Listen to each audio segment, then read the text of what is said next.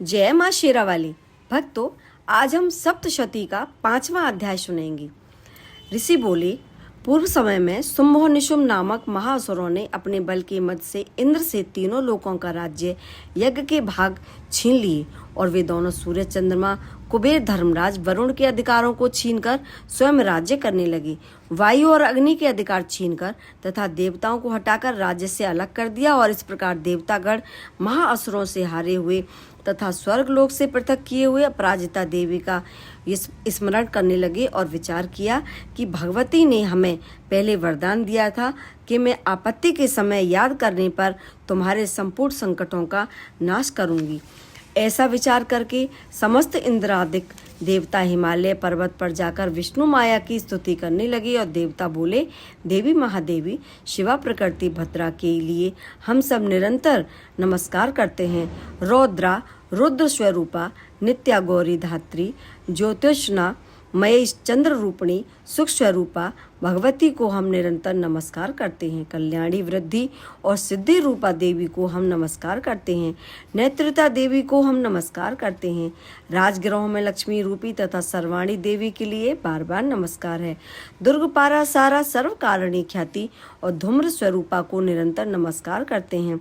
अत्यंत सौम्य तथा रौद्र रूपा देवी को हम नमस्कार करते हैं। जगत प्रतिष्ठा तथा कृति स्वरूपा देवी को बार बार नमस्कार है। समस्त जीव मात्र में विष्णु माया नाम से जो देवी कही जाती हैं उनको नमस्कार करते हैं। उनको नमस्कार है, उनके लिए बार बार नमस्कार है। जो देवी समस्त जीव मात्र में चेतना नाम से कही जाती हैं उनके लिए नमस्कार है, उनको नमस्कार है, उनको बार बार नमस्कार है। जो देवी समस्त जीव मात्र में बुद्धि रूप से स्थित हैं उनको नमस्कार है, उनको नमस्कार है, उनको बार बार नमस्कार है।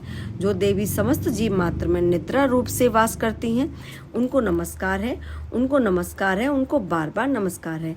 जो देवी समस्त जीव मात्र में क्षुधा रूप से वास करती हैं उनको नमस्कार है, उनको नमस्कार है, उनको बार बार नमस्कार है। जो देवी समस्त जीव मात्र में छाया रूप से स्थित हैं उनको नमस्कार है, उनको नमस्कार है, उनको बार बार नमस्कार है। जो देवी समस्त जीव मात्र में शक्ति रूप से स्थित हैं उनको नमस्कार है, उनको नमस्कार है, उनको बार बार नमस्कार है। जो देवी समस्त जीव मात्र में तृष्णा रूप से स्थित हैं उनको नमस्कार है, उनको नमस्कार है, उनको बार बार नमस्कार है। जो देवी समस्त प्राणियों में शांति रूप से स्थित हैं उनको नमस्कार है, उनको नमस्कार है, उनको बार बार नमस्कार है। जो देवी समस्त प्राणियों में जाति रूप से स्थित हैं उनको नमस्कार है, उनको नमस्कार है, उनको बार बार नमस्कार है। जो देवी समस्त जीव मात्र में लज्जा रूप से स्थित हैं उनको नमस्कार है, उनको नमस्कार है, उनको बार बार नमस्कार है। जो देवी समस्त जीव मात्र में शांति रूप से स्थित हैं उनको नमस्कार है, उनको नमस्कार है, उनको बार बार नमस्कार है। जो देवी समस्त जीव मात्र में श्रद्धा रूप से स्थित हैं उनको नमस्कार है, उनको नमस्कार है, उनको बार बार नमस्कार है। जो देवी समस्त जीव मात्र में कांति रूप से स्थित हैं उनको नमस्कार है, उनको नमस्कार है, उनको बार बार नमस्कार है। जो देवी समस्त जीव मात्र में लक्ष्मी रूप से स्थित हैं उनको नमस्कार है, उनको नमस्कार है, उनको बार बार नमस्कार है। जो देवी समस्त जीव मात्र में वृत्ति रूप से स्थित हैं उनको नमस्कार है, उनको नमस्कार है, उनको बार बार नमस्कार है। जो देवी समस्त जीव मात्र में स्मृति रूप से स्थित हैं उनको नमस्कार है, उनको नमस्कार है, उनको बार बार नमस्कार है। जो देवी समस्त जीव मात्र में दया रूप से स्थित हैं उनको नमस्कार है, उनको नमस्कार है, उनको बार बार नमस्कार है। जो देवी समस्त रूप में स्थित उससे तुष्टि रूप से स्थित हैं उनको नमस्कार है, उनको नमस्कार है, उनको बार बार नमस्कार है।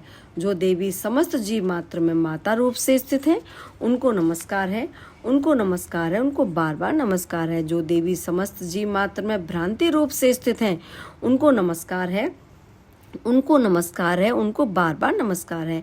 जो देवी समस्त इंद्रियों तथा अखिल जीव मात्र की अधिष्ठात्री और समस्त जीव मात्र में निरंतर व्याप्त रहती हैं उनको बार बार नमस्कार है। जो देवी समस्त संसार में चैतन्य रूप से व्याप्त रहती हैं उनको नमस्कार है, उनको नमस्कार है, उनको बार बार नमस्कार है। पूर्व समय में अपने अभिष्ट फल प्राप्ति के लिए देवताओं ने जिनकी स्तुति की थी तथा देवराज इंद्र ने बहुत दिन तक जिनका पूजन किया था, जो संपूर्ण मंगल का कारण है, वह ईश्वरी हम सबकी आपत्तियों को दूर कर कल्याण करें।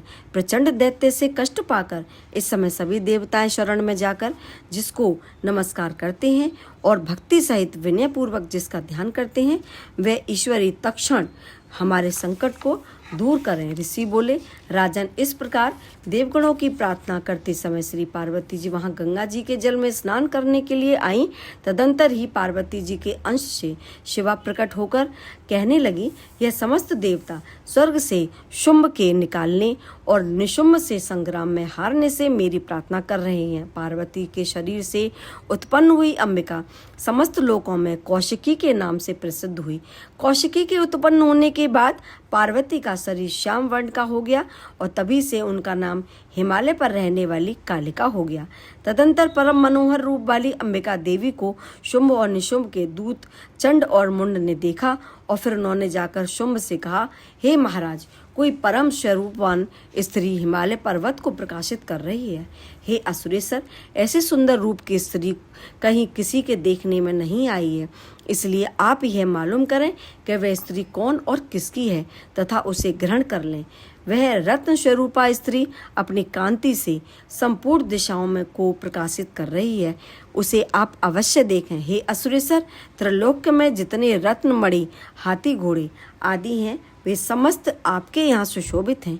हाथियों में श्रेष्ठ ऐरावत उच्च है, श्रवा नामक घोड़ा, पारिजात का वृक्ष, ये सब आपने इंद्र से छीन लिया है। हंस युक्त रत्न जड़ित ब्रह्मा जी का अद्भुत विराजमान भी आपके पास है।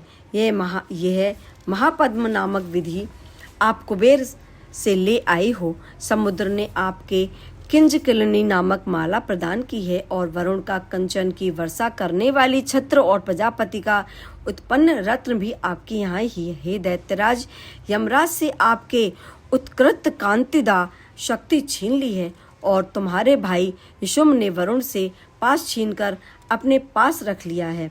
समुद्र से निकले हुए सब प्रकार के रत्न भी निशुंभ ने ले लिए हैं। अग्निदेव के न भस्म होने वाले ऐसे 2 वस्त्र भी अग्निदेव ने आपको दे दिए हैं। दैत्यराज, आपने ये इस तरह सभी रत्नों को एकत्र कर लिया है और फिर आप स्त्रियों में रत्न रूप कल्याण करने वाली उस स्त्री को क्यों नहीं लाते? ऋषि बोले, शुंभ ने चंडमुंड को की ऐसी बातें सुनकर असुर सुग्रीव को दूत बनाकर देवी के पास भेजा और उसे समझाकर कहा, मेरी आज्ञा से उससे इस तरह कहना तथा ऐसे कार्य करना कि वह शांतिपूर्वक राजी खुशी से मेरे पास चली आवे।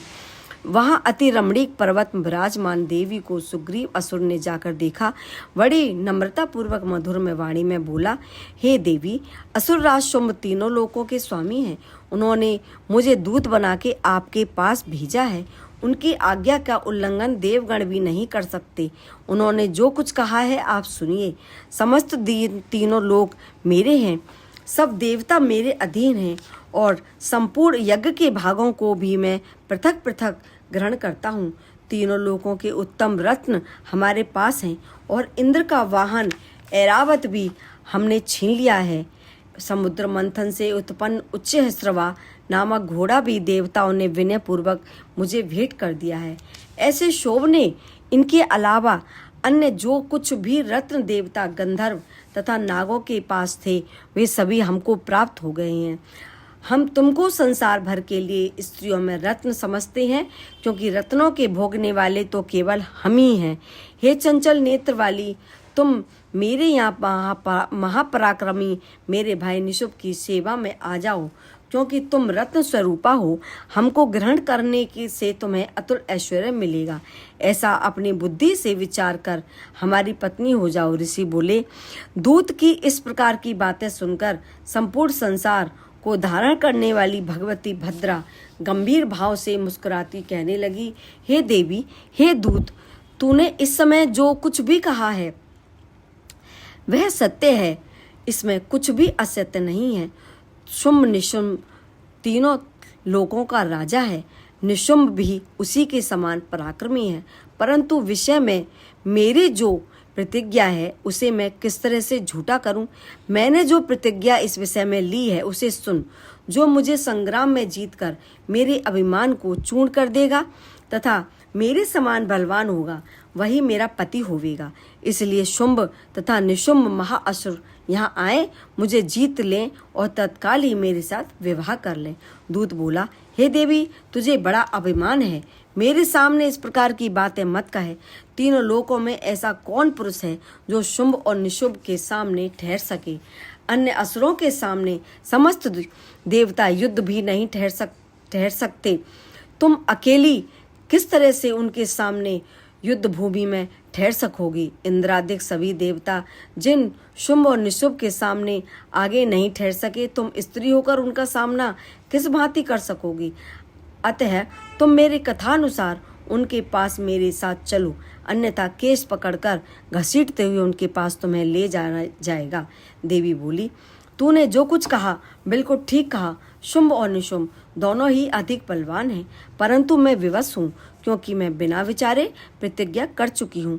सो इस कारण तू जा और असुरराज शुंभ से मैंने जो कुछ कहा है समझाकर कहना, वह जो उचित समझेंगे करेंगे। इत श्री मार्कंडेय पुराण के देवी महात्म्य में देवदूत और संवाद नामक 5वां अध्याय समाप्त हुआ। अगर आपको मेरा ये वीडियो पसंद आया है तो आप 6वां अध्याय सुनने के लिए मुझे लाइक, सब्सक्राइब, कमेंट्स ज़रूर कीजिएगा। जय मां शेरावाली, जय मां शेरावाली।